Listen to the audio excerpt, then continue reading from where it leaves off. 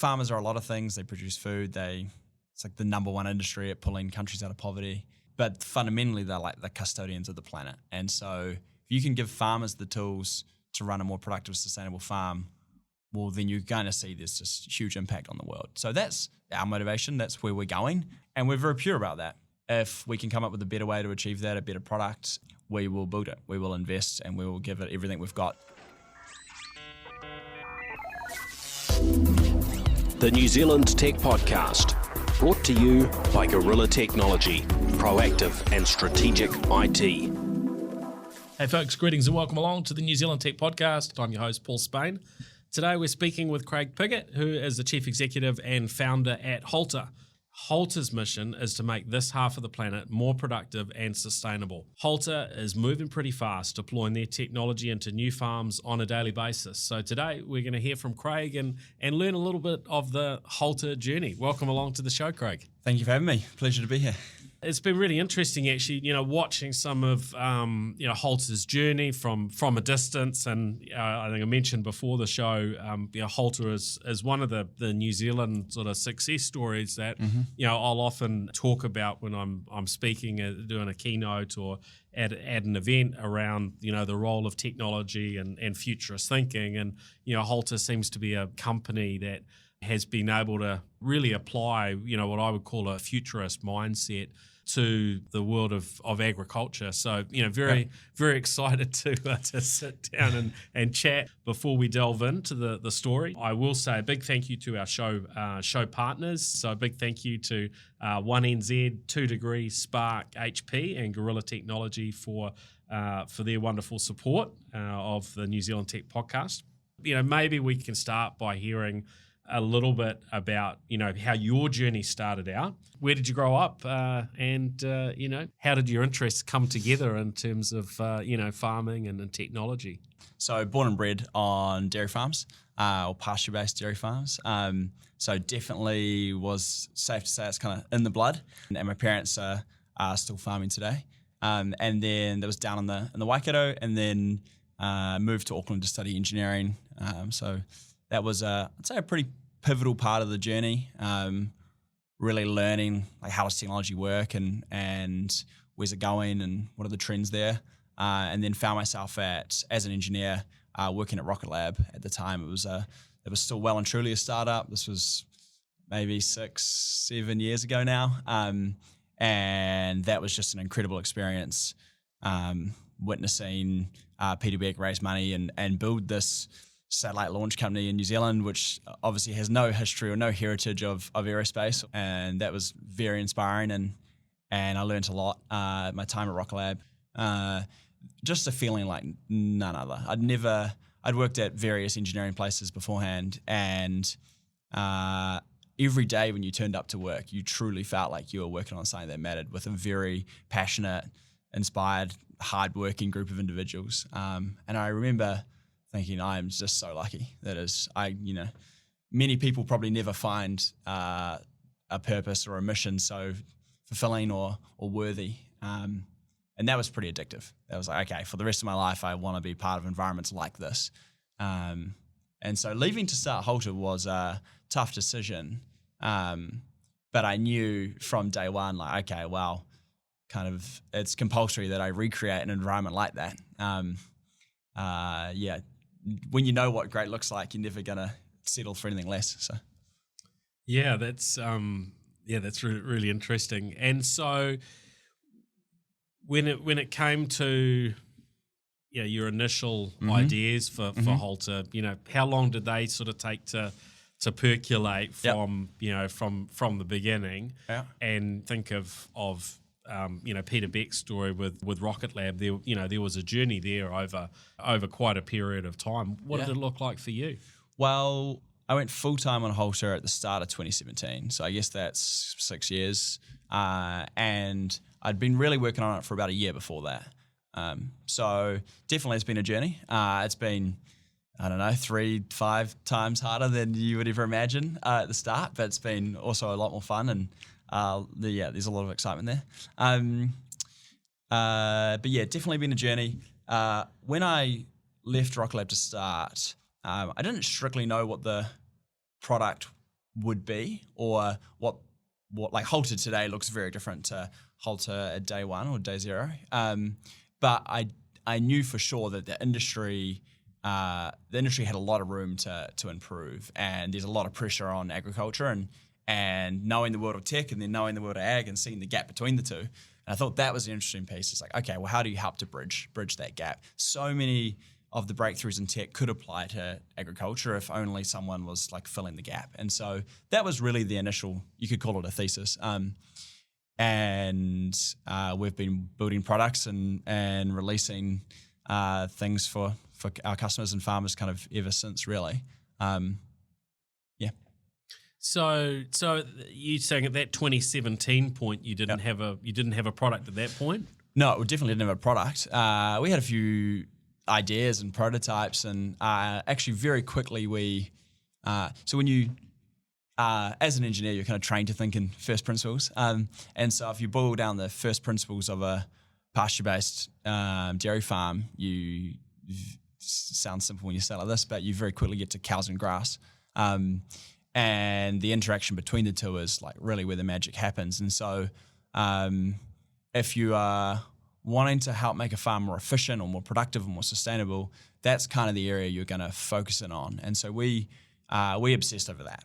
So, okay, well, what would technology look at that part of the farm? There's obviously been a lot of technology on the fringes, on feed additives, all around the edges, but nothing quite right at the heart. And so we went after that. And we spent really the first you could probably say the first 3 or 4 years of Halter was just deep R&D engineering, trying to really understand how we can make a difference and build a product that mattered for farmers. And so very quickly, we started to build a collar or wearable that goes on a cow, and understanding animal behavior and working out how we could train cows and monitor them. And so it was always through this lens of how do we help farmers grow and utilize more grass. But that was kind of how the journey evolved. And then as you hire a team, obviously, and add people, then it really starts to go. Yeah. For those that don't know too much about Halter, maybe walk us through what it is that you're doing, what's the technology that you've developed, and what benefits does this bring to your customers? Why are people excited and doing business with you? Great question. So in the simplest sense, we are a collar and an app. We put a collar on every cow, and the farmer has an app on their phone. That's what you see to start with. Now, what the collar can do, I guess. So the first one is it collects a lot of data. So it's monitoring the animal, their health, their fertility, calving, all this type of stuff. And so a lot of people would say, it's kind of like a Fitbit or an Apple Watch for cow. And you're like, yep, that is the kind of the first part. That's relatively understandable. The second piece is the collar is actually able to train these animals. So cows are already trained on farms to fences and a whole lot of cues. And we're using the same principles, but using cues on the collar and software to do that. And so that enables us to really help increase the efficiency and the precision on these farms in a way where you're really working with what's best for the cows and the farmers. So what that means for a farmer, right now they have paddocks and they can manually put up fences to be precise. But if you should give 90% of a paddock, do you put up a fence and leave behind this little 10% slither? No, that's just the practicality of farming. But 10% is actually quite a lot when you look at the size of these farms and the revenue they're doing, and those bits matter. And so you could say precision farming or precision grazing is a big part of it. Secondly, because we're able to fence and move these cows around, these are labor-saving component. Labor is really tough in agriculture. Not that many people want to go live in the middle of nowhere and wake up at 4:30 in the morning and work 80, 100-hour weeks. And so labor has been tough for a while, and that's a really important part of it. It's just helping to reduce the workload for these farmers. And then because of all the monitoring side, the animal health and well-being piece as well. So it's kind of you could summarize all that as a platform to help farms be more efficient, more sustainable, more productive. we're it's evolving. We release new products almost every day. We can update the collars remotely and update the app as well. So, more recently, especially in this market, tightening macro and a downturn in milk price and things like that, it's like the focus from almost every farmer is pasture. It's the cheapest form of feed. How do we get more efficient with pasture? How do we grow and harvest more grass? And that's exactly where we started, if you go full circle. And that's what we've been working on.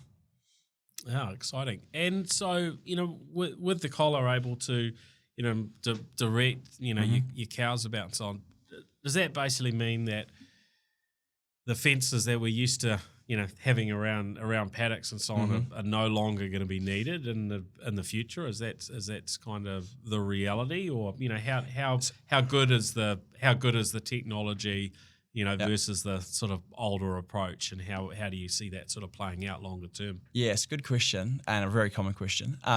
So fences are already there for the most part. Yeah. So we're not really out to. Some people ask, "Oh, well, how much?" Yeah, fences are expensive to build, and well, we're not really trying to replace a fence. It's actually more about how do you be more precise than a fence or than a paddock. And so, why would you buy a Halter? To grow and harvest more grass through being more precise. So fences are there. Do some farmers pull them out? For sure. Some farmers, after a while, start to pull them out. They're in the way.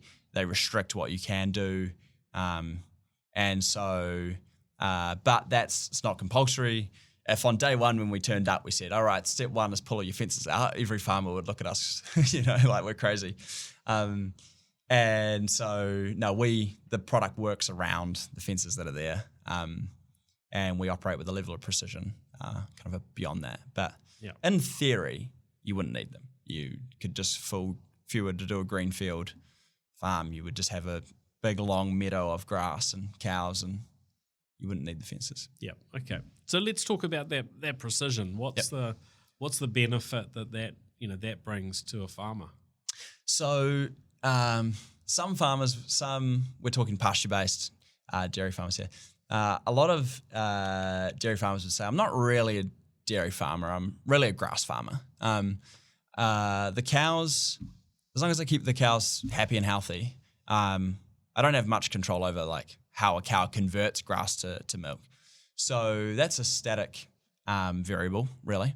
And obviously animal husbandry and the monitoring and the health piece is really important, but a lot of farmers do a good job of that and are world-class at that. So then the question becomes like, all right, well then I buy a lot of land, it's expensive. How do I ensure I'm growing and harvesting as much grass off that land?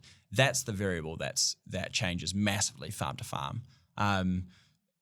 Maybe to double click, if you took a farm that's growing 13 tons of pasture per hectare, it's like the unit you would track. The difference between 13 and 16 would be double the profitability.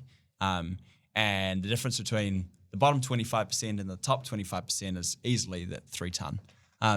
So we see within the same region, even across the road, these differences. And that just comes down to how you manage your grass and how you actually, today it's very much an art, it's intuition, it's a feel.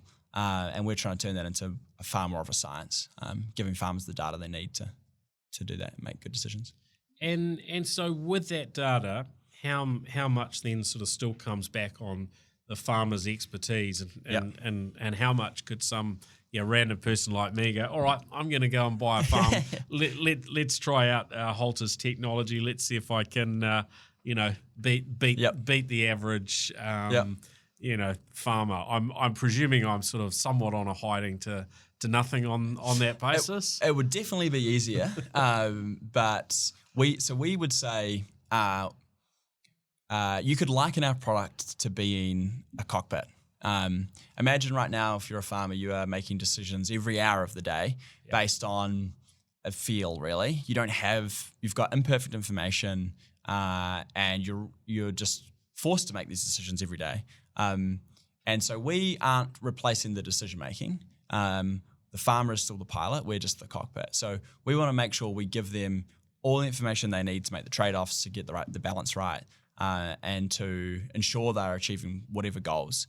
And there's a few really important reasons why we don't want to run the farm. Like, we don't know what the farmer's goal is. Their goal might be, I want to coach my kids' hockey team. I want to get off farm as soon as possible, and I want to spend more time with my children. The farm next door might be about growing equity, being more profitable. So, who are we to tell them like how to use the product exactly? So we help. We hopefully help them achieve their goals. That's, I guess, us doing our job right. But we don't tell you what to do. And every farmer knows their cows and their land and far better than we would. So. Now, tell me about building and growing a successful team. It's something you've done well at. You've been winning awards along the way. Most recently at the NZ High Tech Awards, you had the most innovative high tech Agritech solution. Yep. You've got some good stuff that's going on here. How have you done that? How have you found the right sort of people and help them all be focused in the same direction and had the growth that you've had to date? Yeah, good. Big question. Good one though. So I think probably looping back to that point, that one of the lessons from Rocket Lab around, if you have a worthy mission and a set of hard problems, you can attract some world-class talent. So that's definitely true. We have, trying to make an entire industry more productive and sustainable. One that's been historically hard to deploy or technology into. There's no shortage of technical challenges and go-to-market challenges and all that. So I think the right ingredients are there. So that's a good start.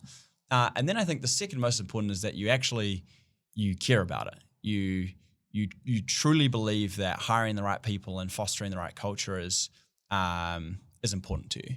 I think a lot of people, you definitely hear people that think, culture's like, don't have time for that, or it's not that important. It's like, well, you don't get to choose. It's there anyway. It's just whether you design it or not. Like, how people interact when you're not around is still there.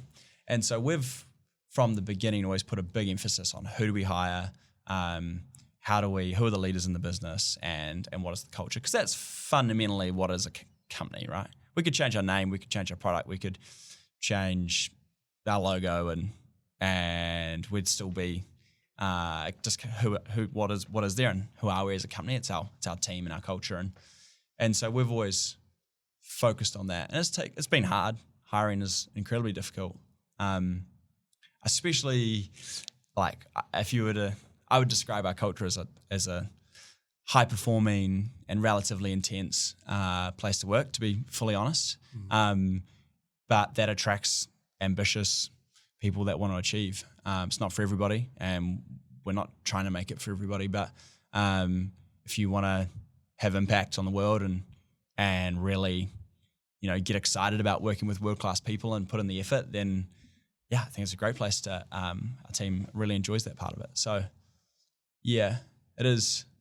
It's just so important. You can't even overstate how important people and culture is. It sounds like the pace at which you're moving. You need people that are in 110% on the mission. Yeah. And maybe that's not just a sort of 9 to 5 thing. So how does that sort of play out in practice? Well, yeah, it's definitely not 9 to 5. I would say everybody at Halter is a high performer. We talk a lot about high performance, and we have all sorts of. We've got the people that work till midnight every night and work every weekend, and I'd probably put myself somewhat in that camp, and that's. No one's asking us to. It's because we want to. It's because we enjoy what we do. Down the other end of the spectrum, we've got plenty of people with families and kids, and they have hard shoulders to the day, but they're like incredibly focused with their work. They get the result. They somehow make it work. So it doesn't come with huge sacrifice from a lot of the team, and we really have a lot of respect for that. And that probably comes down to how ambitious we are on the mission. And so, yeah, we try and I think the most important thing is when someone signs a contract, they know what they're signing up for. We're not trying to pretend. We're very almost part of the interview process is like the anti sell. Yeah. Like, why would you want to leave your cushy corporate job and come work for a startup? Like, it's fast paced, it's long hours, it's just day and night. But for the right person, that's they love it. Yeah. So. Yeah, I mean, I think it's some elements of that are reasonably common within the startup world, right? There is this need to move, very, very, very quickly, and you've had people that have backed you. There will be competitive pressures, and just to achieve the goals that you're trying to achieve, you can't kind of sit back and say, hey, we've got unlimited time to do this, right? I've thought quite a bit about this because. You can find every different example of culture in many successful companies. So there's obviously no right or wrong culture. I think the most important is that it's aligned and shared. You just can't have completely divergent styles within this. You've got to be all on the same page, at least rowing in the same direction. Yes. And so I think you just have to be very true to what your culture is. There's a few first principles that are important. Like for us, farming is 24/7. Like if there's an issue and our customers need us on a Sunday, well, then they need us on a Sunday. That's just the industry that we play in. If when I was farming, it didn't matter if it was Christmas Day, you still needed to milk the cows, feed the kids. Like there was work to be done before you got home and pulled the presents out from under the tree. So, it's a lifestyle, and that like we obsess over our customers. That's why we're here, and so of course that flows through. And so how have you kind of built the team and the team sort of culture? How does everyone sort of gel together whilst working so hard? Yes. Well, I think that we still are. That's the first thing. Like we're still really early in the journey to achieving the mission. How? There's a lot to that. It's probably the answer is it's every interaction. It is it's not what you get up and say. It's not the slide deck you share. It's how you promote. It's how you hire. It's how you act. It's what the leaders value, what the leaders do, how you coach and grow people. It's just every interaction. That might not sound convenient. Like you obviously can't fake it if it's just every interaction. But I get asked a lot. Like Halter is probably notorious for being a very high velocity company. We ship a lot of product very quickly. There's a lot of urgency in the culture, and so I get asked by a lot of other founders, how do you move fast? Like, well, there's not really like 5 steps to move fast, otherwise everybody would do it. It's in every interaction. It's when someone says, okay, cool, I'll get that to you by the end of the week, and you say, oh, can we have it today? Any reason why you couldn't do it today? No, I could probably do it today. Perfect. Well, there's 3 days shaved off. And if that's you can see how the clock speed of the company changes if every interaction is faster. It's just consistently.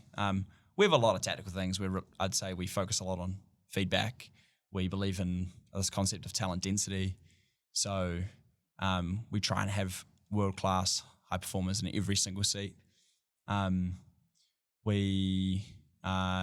Context over control. There's a lot of these like beliefs to the culture. Why hire, the famous quote, why hire smart people and tell them what to do? Hire smart people and just give them all the context they need to do their job. There's a lot of things we spend a lot of time on. Now, what do you see as sort of the future, potential of Halter? Yep. The business has been, well known for the collar that the cattle wear. But you've recently released your Pasture Pro app. There's a lot of possibilities when it comes to sort of leveraging technology. Within the agriculture world.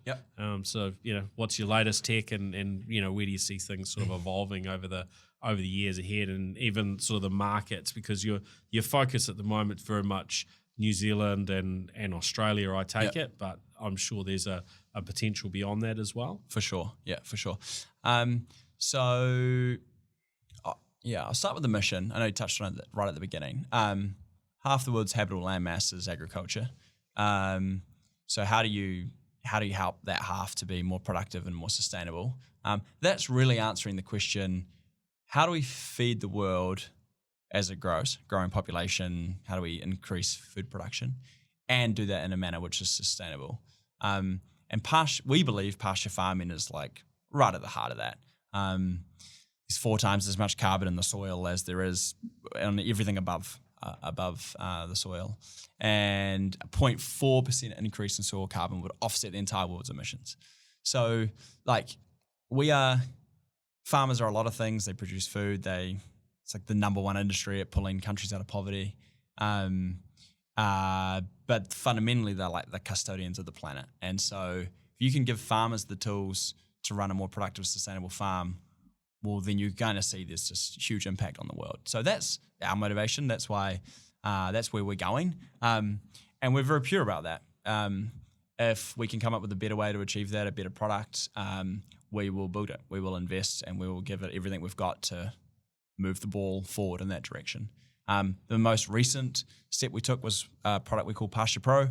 And that comes back to the fact that pasture is just the single most important thing for the productivity of these farms. And Dairy NZ would say 85% of a farm's profitability is pasture harvest. Different consultants and experts would frame that in different ways, but that's a product 100% designed for this current market where the payout's tight, and these farms have to be efficient. They can't just do what they did last year. Like it is a different market and there's pressure there. And so these farms kind of have to innovate, they have to change. And that's why we built that product. And so it's trying to give farmers the tools to grow and harvest more grass. So that involves, the outcome sounds relatively simple, and we try and keep it very simple and usable for our farmers. You know, when you're out in the field and it's raining and your hands covered in mud and you're trying to use it, it's got to be good. But the technology under the hood or behind the scenes is like very bleeding edge. The whole stack is based on like a lot of the most recent machine learning, and there's a lot of things that wouldn't have been possible even just a couple years ago, which is pretty cool. It's cool to see that full spectrum. We hire some of the best machine learning engineers, software engineers, designers from around the world, and then teach them farming and pair them up with the best farmers we can find, and you get some pretty cool thinking. Yeah, when we were talking before we started, you talked about being able to point your smartphone, take a photo of the grass, the pasture, and for the AI tech that you've built, basically to give you feedback that in the past would have taken a very well established farmer to be able to look at and to give an opinion on. But this is now the sort of technology you can put in the hands of someone that's just started, and the technology will actually give you some pretty strong pointers in the decision making processes. So it's a great example. So the reason we started Halter in New Zealand is because New Zealand is world leading at pasture farming. It's very hard to argue with. They're incredibly efficient. They're incredibly productive. So then if you take the top 1% of the farmers here, you're like really pretty spoiled for knowledge and exposure to the science behind. And a lot of those farmers can, by eye, after a long period of time, start to assess pasture and quality and residuals. But it takes a while to learn.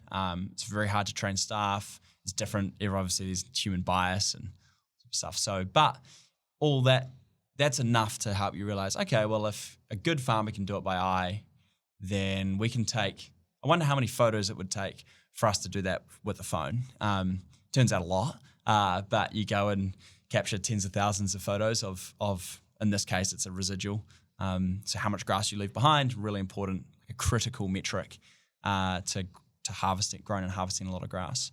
And we can that's now a product. So now anybody, you could have never, like literally someone that's never stepped foot on a farm could pull out their phone, take a photo, and it could tell them whether that's good or bad, whether you grazed it too hard, too high, too low. And so you're trying to support the decision-making of these farmers. So they can have staff do it. Because these top farmers aren't always on farm. They're juggling so many different things, trying to run a business. They're trying to hire and manage staff. There's many, many parts of farming. They're not always out there in the paddock looking at the grass. That's one element of it. We ingest satellite data. We use machine learning to learn every square meter of their soil. We fuse it with local weather data off the collars to build a picture of how much grass is in every piece of the farm, and do all sorts of analytics and track that over time and help farmers to know how it's tracking over the season and things like that. Yeah, it sounds really exciting. Sounds like probably a lot more challenges to deal with ahead. But as you get this right, this is a sort of thing that can tilt an economy in a much better direction and have a really big impact.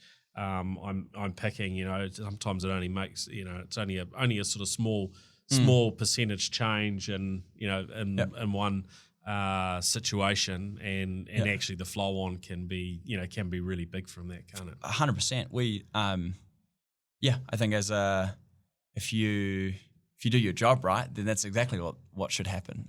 Especially in New Zealand, agriculture is such a big part of the economy. Even just about an hour before this, we got off a call, and it was a customer that had doubled their EBIT per hectare, so their profitability, from having Halter versus a control farm. So we're not talking like little increments around the edges. There's a step change. And so then the question is like, okay, well, how quickly can you scale, and can we get this across, a meaningful chunk of the market? And that's where you'll start to see productivity gains through the sector, and which is great for New Zealand, and I think ultimately the world. The ambitions are obviously global. There's no shortage of ambition. It's just trying to get the focus right, and Fantastic. Well, really exciting to chat with you, Craig, and get some of the inside knowledge on what you've been up to with Halter. Certainly very. It's going to be, I think, a really interesting journey ahead. So, we'll look forward to having you back on again in the future as things progress, and as you go out and beat the competitors on the global stage. So, thank you very much for your time. Cool. Thanks, Paul. Thanks for having me. Excellent. Well, thanks everyone for joining us on this episode of the New Zealand Tech Podcast, and of course a big thank you to our show partners as well: Gorilla Technology, HP, Spark, 2 Degrees, and 1NZ. And if you've been watching the live stream, of course, go and find the podcast in your favourite podcast app, be it Spotify, Apple Podcasts, etc., and follow the show there. If you are listening to the audio podcast, which I know is most of you, it is well worth catching some of the live streams as well.